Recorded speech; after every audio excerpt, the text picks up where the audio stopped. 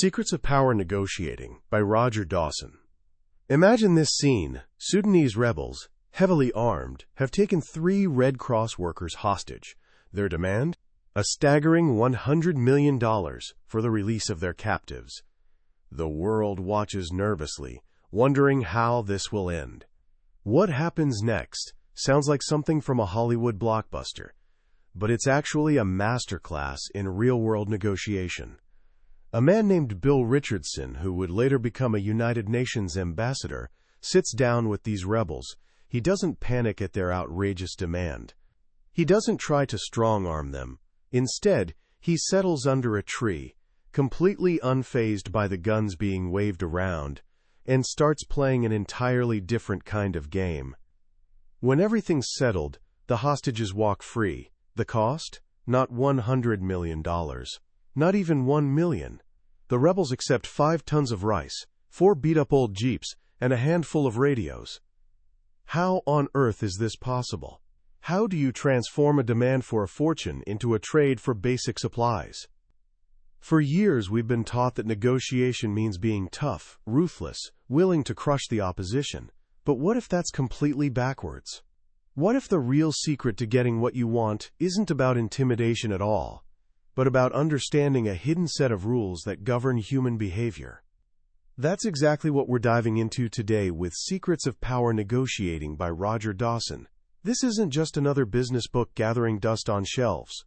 It's a genuine classic that's been transforming careers and lives for generations, now in its 15th anniversary edition. Roger Dawson wasn't some academic theorizing from an ivory tower. He was president of one of California's largest real estate companies, someone who lived in the trenches of high-stakes deals. He discovered something crucial. Negotiation isn't a fight. It's a game. And just like chess or poker, it has rules, strategies, and predictable moves he calls gambits. Over the next hour, I'm going to share the core secrets from this remarkable book. You're going to learn why you should never, ever say yes to the first offer. You'll discover a simple 6-word phrase that can instantly make the other side lower their price. And most importantly, you'll learn the single most profound secret of all: how to win every single time, but do it in a way that makes the other person walk away feeling like they won too. This isn't about manipulation. It's about creating outcomes so satisfying that people will be lining up to work with you again and again. Stay with me, because the wisdom in this book won't just make you a better negotiator. It will fundamentally change how you see every human interaction. Let's start with the most fundamental shift Roger Dawson wants us to make. He wants us to understand that negotiation isn't a battle of wills, it's a game. And here's the fascinating part. Unlike chess, the other person doesn't even need to know the rules. They'll respond predictably to the moves you make, not because of some magic trick, but because these moves tap into deep human psychology. The ultimate goal of this game isn't just to win. That's what amateurs think. The goal of a power negotiator is to get exactly what they want, while making the other person walk away feeling happy, satisfied, and genuinely convinced they got the better deal. They don't lie awake that night thinking, "Wait a minute, what just happened?" Instead, they think, "What a pleasure to deal with. I can't wait to work with them again." That ability to make the other person feel victorious is the very definition of a power negotiator. So how do we pull this off? It all starts with the opening moves, the very first things you do when you sit down at the table. The first and perhaps most important of all the beginning gambits is this: always ask for more than you expect to get. It sounds simple, but most people are terrified to do it. We're afraid of looking ridiculous. We worry the other person will laugh or just walk away. A job applicant thinks, "If I ask for too much money, they won't even consider me." Someone selling their car thinks, "If I ask for too much, they'll think I'm out of my mind." But Dawson tells us that asking for more than you expect is the cardinal rule of power negotiating. Why? For 5 simple, powerful reasons. First, you might actually get it. You never truly know what the other side is willing to give. Maybe the stars are aligned in your favor that day. The only way you'll find out is by asking. Second, it gives you negotiating room. If you're selling, you can always come down, but you can never go up. If you're buying, you can always go up, but you can never come down. Starting with an ambitious position gives you space to make concessions later, which is crucial for making the other person feel like they've won. Third, it raises the perceived value of what you're offering. If you're applying for a job and you ask for a high salary, you immediately plant the thought in the employer's mind that you're worth that much. If you're selling a house and ask for a high price, it positions the buyer to believe the house is more valuable. Fourth, it prevents the negotiation from deadlocking. If you start with your bottom line, there's nowhere to move. If the other side can't meet it, the conversation's over. But if you start high, you create space where both of you can work toward a solution. And finally, asking for more is the only way you can create a climate where the other person feels like they won. If you go in with your best and final offer, there's no dance, no give and take. The other person can't experience the satisfaction of having pushed you to your limit. They can't feel the victory of extracting a concession from you.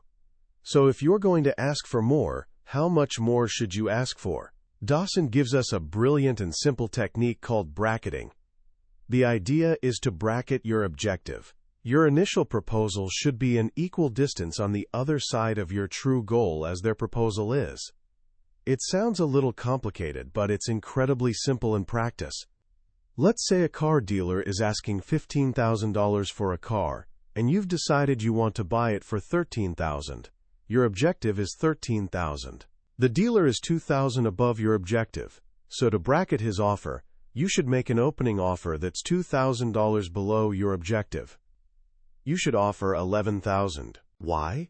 Because in our culture, there's a deep, almost instinctual feeling that splitting the difference is fair. If you and the other person get stuck, the most natural solution is to meet in the middle.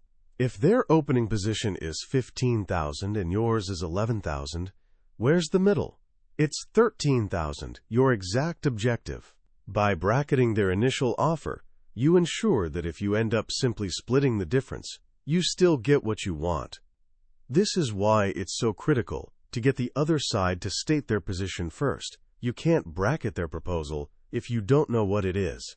If they can get you to name your price first, then they can bracket you. So if someone asks you, "What are you looking to spend?" or "What's your best price?" be bold. You can say something like, "You're the one selling the car, you must have a price in mind." Or, "You approached me. If you want to do this, you'll have to make a proposal to me." Getting them to commit first is a fundamental principle of negotiating. This brings us to the next beginning gambit, one that requires a bit of acting but pays off handsomely. It's called the flinch. When the other side makes a proposal to you, you should always react with shock and surprise. It doesn't have to be some huge theatrical display.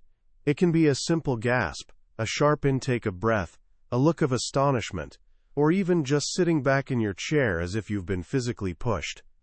Why is this so important? Because most people believe what they see more than what they hear. When you flinch, you're sending a powerful nonverbal signal that their offer is way out of the reasonable range. Let's say a sketch artist at a resort tells you a drawing costs $15. If you don't react at all, his next words will be, "And $5 extra for color." If you still don't show any surprise, he'll add, "And you'll need one of these shipping cartons too." But if, when he says $15, you flinch and say, "$15?" you've completely changed the dynamic. You've communicated, without arguing, that his price is much higher than you expected. In that moment of surprise, he'll immediately begin to question his own position. A concession often follows a flinch. One of Dawson's students told him that a simple flinch caused a car salesman to take $2,000 off the price of a Corvette.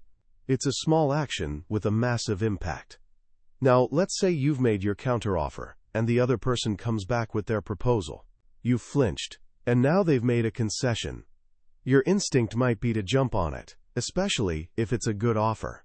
But this is where we encounter the next critical rule. Never say yes to the first offer. It doesn't matter how good it is. It doesn't matter if it's exactly what you were hoping for.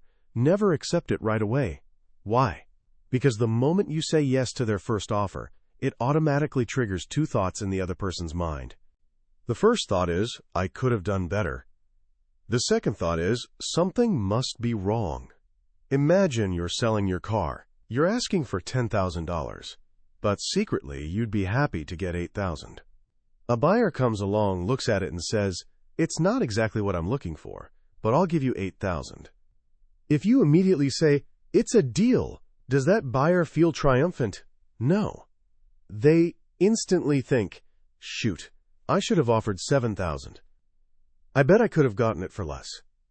And then they think, why were they so quick to accept? Is there something wrong with the engine? Maybe I should have it checked out by a mechanic before I finalize this. By saying yes too quickly, you've robbed them of the victory. You've planted seeds of doubt and regret. A power negotiator understands this. Even if the offer is fantastic, you should always hesitate. Look thoughtful. Say something like, oh, that's still a bit lower than I was hoping for, but you're getting closer. Even a small amount of resistance makes the other person feel like they've earned the final price. It validates their negotiating skill and makes them feel like they won.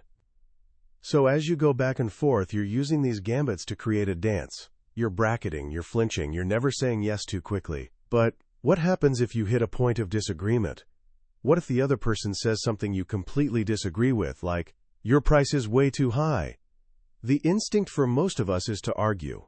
No, it's not. It's very reasonable when you consider the quality. But Dawson tells us this is a terrible mistake. Arguing always intensifies the other person's desire to prove themselves right. Instead, you should use a beautiful technique called feel, felt, found. When they say, your price is way too high, you respond with, I understand exactly how you feel about that. Many other people have felt exactly the same way when they first heard the price. But what we have always found is that when they take a closer look at the value we offer, they realize it's the best deal in the marketplace. Do you see the magic in this? You're not arguing with them, you're agreeing with them, you're validating their feelings, you're telling them they're not alone. You've completely diffused their competitive spirit. Only then, once they feel understood, do you gently turn the conversation around and lead them to a new conclusion. This technique allows you to sidestep confrontation and maintain a collaborative atmosphere. As the negotiation continues, you'll find that you move from the opening gambits into what Dawson calls the middle gambits, which are designed to keep the momentum going in your favor. One of the most elegant of these is the reluctant seller or reluctant buyer gambit. Imagine you own a sailboat. You're desperate to sell it. The maintenance fees are eating you alive, and you haven't taken it out in years. As you're cleaning it one Sunday, cursing the day you bought it, a wealthy-looking couple walks down the dock. The man says, that's a fine-looking boat. Is it for sale? Your heart leaps. You want to scream, yes, thank you, please take it. But a power negotiator would do the opposite. You'd keep scrubbing and say, without looking up, well, I hadn't really thought of selling her. I love this boat. You'd then give them a tour, pointing out all the wonderful memories you've had on it, all the features you love. You build their desire to a fever pitch, all while seeming completely unwilling to part with your beloved vessel. Finally, you say, I can see how much fun you'd have with it, but I really don't think I could ever bear to part with it. However, just to be fair to you, what is the very best price you would offer me? What happens in that moment is pure magic. The buyer, who might have been thinking of offering $20,000, now sees the boat as a rare prize that's slipping through his fingers. He's been mentally pushed to the high end of his negotiating range, and might even offer you $30,000 or more before the real negotiations even begin. You squeezed their negotiating range just by playing reluctant. Even Donald Trump used this to great effect when he was desperate for cash but needed to sell the St. Moritz Hotel. He told the buyer, oh, not the St. Moritz. That's my favorite property. I'm going to put that in trust for my grandchildren. The buyer, Alan Bond, ended up paying a massive price for it. Another incredibly effective middle gambit is the vice technique. This is a simple phrase that works wonders. You'll have to do better than that. When the other side gives you a price or a proposal, you calmly and quietly look at them and say, "I'm sorry, you'll have to do better than that." And then, and this is the most important part, you shut up. Don't say another word. The silence creates a vacuum, and the pressure on the other person to fill that vacuum is immense. It's amazing how often an inexperienced negotiator will immediately make a concession simply because you applied that gentle pressure. An experienced negotiator will counter by asking, "Exactly how much better than that do I have to do?" They're trying to pin you down to a specific number. But often, the simple vice technique is enough to get a significant improvement in their offer. One of Dawson's clients used this technique by simply scrawling, "You'll have to do better than this," across a vendor's bid and mailing it back. The vendor's new proposal came back $14,000 cheaper. Perhaps the most common and most frustrating tactic you'll ever encounter is the higher authority gambit. This is when the person you're negotiating with tells you they don't have the final authority to make a decision. They have to check with their boss, or run it by the committee, or get it approved by the board of directors. This is an incredibly powerful tactic for them, because it allows them to get you to commit to your best and final offer, while they've committed to nothing. They can take all of your concessions, go back to their higher authority, which may or may not exist, and then come back and say, "Boy, my directors are tough. They just won't go along with it unless you can shave another couple $100 off the price." It puts pressure on you without any confrontation. So how do you counter it? There are 3 steps. First, try to remove their resort to higher authority before the negotiation even starts. You can say, "Just so I'm clear, if we can find a proposal that meets all of your needs today, is there any reason you wouldn't be able to give me a decision?" This simple question often gets them to admit that they are, in fact, the decision maker. If that doesn't work, and they insist they have to check with someone else, move to step 2, appeal to their ego. With a smile you can say, "I understand." But they always follow your recommendations, don't they? Often, their ego won't allow them to admit that their opinion doesn't carry weight, and they'll say, "Well, yes, if I like it, you can count on it." If they still hold firm, you move to step 3, get their commitment that they'll take it to the committee with a positive recommendation. You say you will recommend it to them, won't you? This is a critical point. Either they'll say yes, which commits them to being your advocate, or they'll say no, and reveal their real objection, which you can then address. Remember, objections are buying signals. People don't object to things they have no interest in buying. As you approach the end of a negotiation, you enter the phase of ending gambits. These are the moves that bring the game to a close. One of the most important is the trade-off. The rule is this: whenever the other side asks you for a concession, you should automatically ask for something in return. Even if it's something small that you are willing to give away for free, don't. Use the phrase, "If we can do that for you, what can you do for us?" This does 3 things. First, you might just get something. They may have been prepared to offer something in return. Second, it elevates the value of your concession. You're not just giving something away, you're trading it. This makes it a valuable chip you can call in later. Third, and most importantly, it stops the grinding away process. If they know that every time they ask you for something you're going to ask for something in return, they'll stop asking for small, frivolous concessions. Another classic ending gambit is nibbling. This is when you get a little bit more after you've already agreed on the main deal. You're at your most vulnerable point, right when you think the negotiation is over. The tension is dissipated, you're feeling good, and you don't want to risk the whole deal over a small detail. Car salespeople are masters of this. Once you've agreed on the price of the car, they start nibbling. You'll want the undercoating, of course? And the extended warranty? How about the fabric protection? Children are also brilliant nibblers.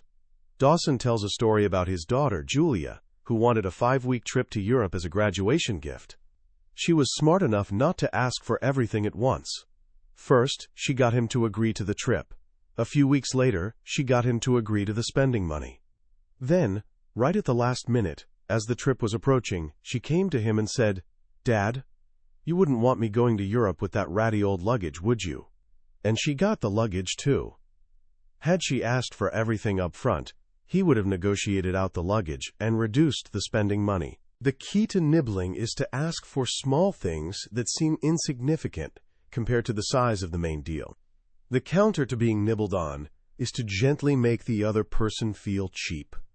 When they say, "That does include a full tank of gas, doesn't it?" you can smile and say, "Oh, come on, you negotiated a fantastic price with me. Are you really going to make me throw in the gas, too?" Fair enough. Said with a good-natured grin, this makes them feel a little embarrassed for asking, and they'll almost always back down. As you make your final concessions, you must be very careful about the pattern you create. This is called tapering concessions. Never make equal-sized concessions. If you drop your price by $500, and then they push you again, and you drop it by another $500, what are they going to expect next? Another $500. Instead, your concessions should get smaller and smaller. Maybe your first concession is $500, your next one is $200, the next is $100, and the final one is $50. This tapering pattern sends a powerful subliminal message. You're pushing me to my absolute limit. There's almost nothing left to give. They'll feel that they've squeezed every last drop out of you, which again reinforces their feeling of having won. Of course, not all negotiations are conducted in good faith.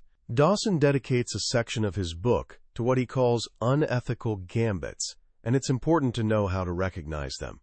One is called the decoy. This is where the other side creates a phony issue that they pretend is very important to them, only to trade it off later for something they really want. For example, they might insist on an impossibly fast delivery date. You spend hours agonizing over how to meet it. And finally, they say, "Okay, look, if you'll waive the engineering charges and pay for the freight, we might be able to live with the 120-day delivery." The delivery date was never the real issue. It was just a decoy to get you to concede on the fees and freight.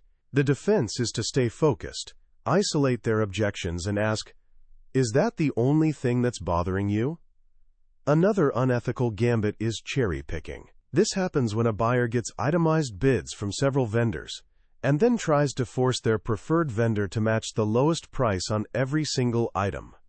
"I like your bid, but contractor A is cheaper on the flooring, and contractor C is cheaper on the roofing. If you can match their prices on those items, you've got the job." The defense against this is to know your competition so well that you can preemptively address the differences, or to bundle your services in a way that makes item-by-item comparison impossible. Underpinning all of these gambits and tactics is a deeper understanding of what gives a person power in a negotiation. Dawson identifies 8 sources of power. First, legitimate power. This comes from a title or position. A vice president has more perceived power than a salesperson. Second, reward power. The power to reward someone, for instance, by giving them an order. A power negotiator projects that they're rewarding the buyer by allowing them to buy their excellent product. Third, coercive power. The power to punish someone, even if it's just through ridicule or embarrassment. Fourth, reverent power. This comes from having a consistent set of values. People trust and defer to those with strong principles. Fifth, charismatic power. The power of a likable, engaging personality. Sixth, expertise power. The power that comes from being an expert in your field. Seventh, situation power. This is the power held by a clerk at the DMV or a building inspector, someone who may not be powerful in life, but in that specific situation, they hold all the cards. And eighth, information power. The power that comes from knowing things the other side doesn't. But of all the forms of power, the most important pressure point you can ever have is the willingness to walk away.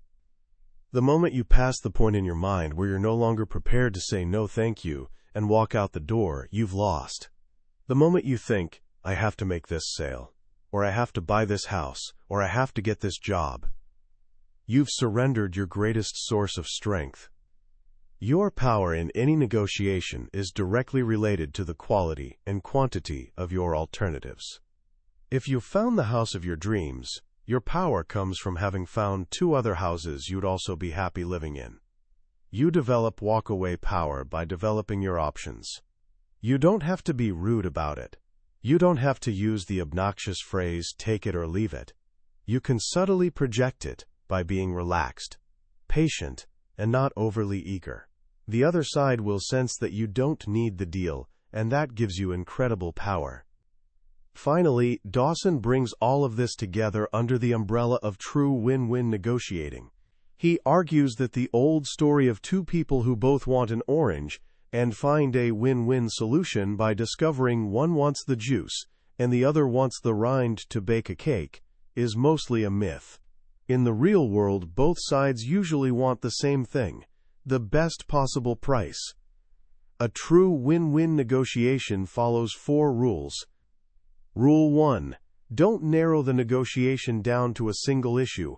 If the only thing left to negotiate is price, then there has to be a winner and a loser. Always keep multiple issues on the table: delivery, terms, guarantees, service, so you can make trade-offs. Rule 2. Remember that people are not out for the same thing. You might assume price is everything, but for the other person, the speed of delivery, the prestige of your brand, or the peace of mind that comes with your warranty might be far more important. The key is to find out what they truly value. Rule 3. Don't be too greedy. Don't try to get the very last dollar off the table. That last dollar is the most expensive one you can pick up, because it might cost you the goodwill and the relationship. Leave a little something on the table so the other person feels good. Rule 4. Put something back on the table when the negotiation is over. Do a little more than you promised. Provide a little extra service. The small, unexpected gift, for which they didn't have to negotiate, will mean more to them than everything they fought for.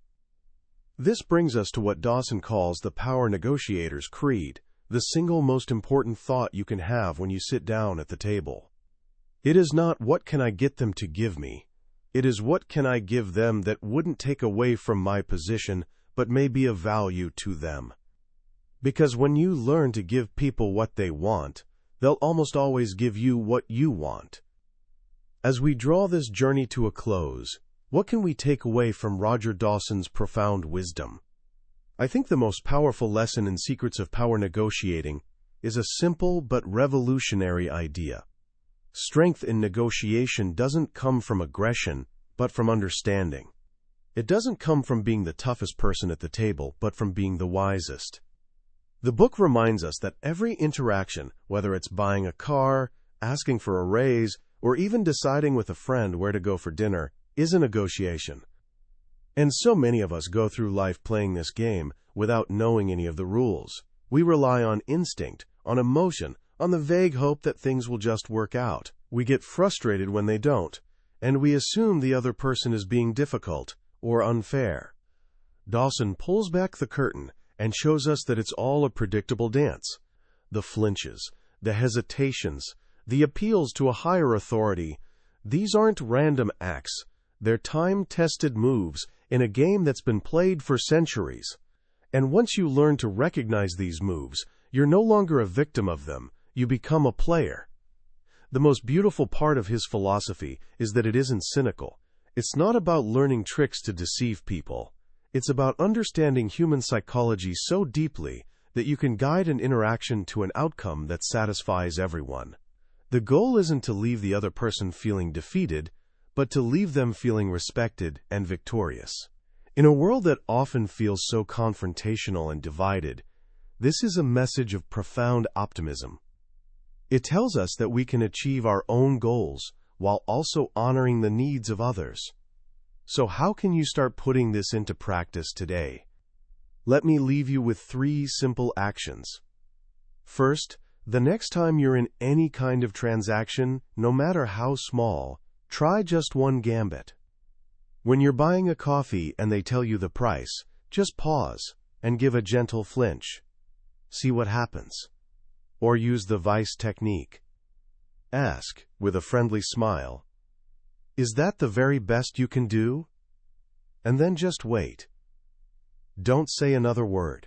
You'll be amazed at how often this simple act can change the outcome.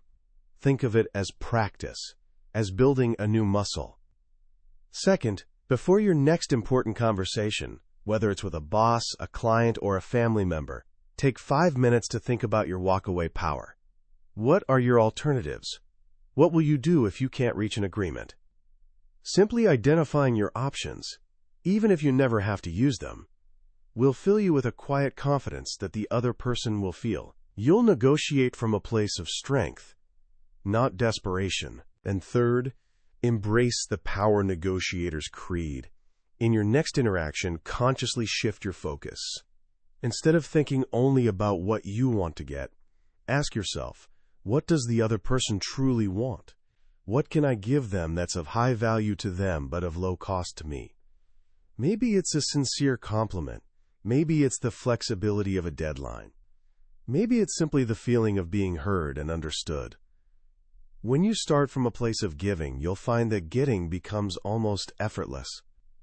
That was a summary of Secrets of Power Negotiating by Roger Dawson.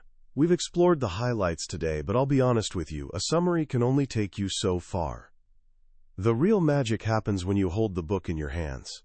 It's in the quiet moments, when a particular story or a simple turn of phrase resonates with you in a way you didn't expect.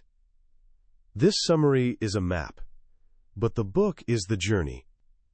If anything we've talked about today has sparked your curiosity, I encourage you to grab a copy. Reading it isn't just about learning tactics. It's an experience that can genuinely change the way you see every conversation and every relationship in your life. The link to the book is in the description below. Also, if you found this summary valuable, please do me a small favor and hit that like button and subscribe to Billionaire's Bookshelf. It tells us that we're on the right track, and it ensures you won't miss our next deep dive into another life-changing book. Let's keep learning and growing together.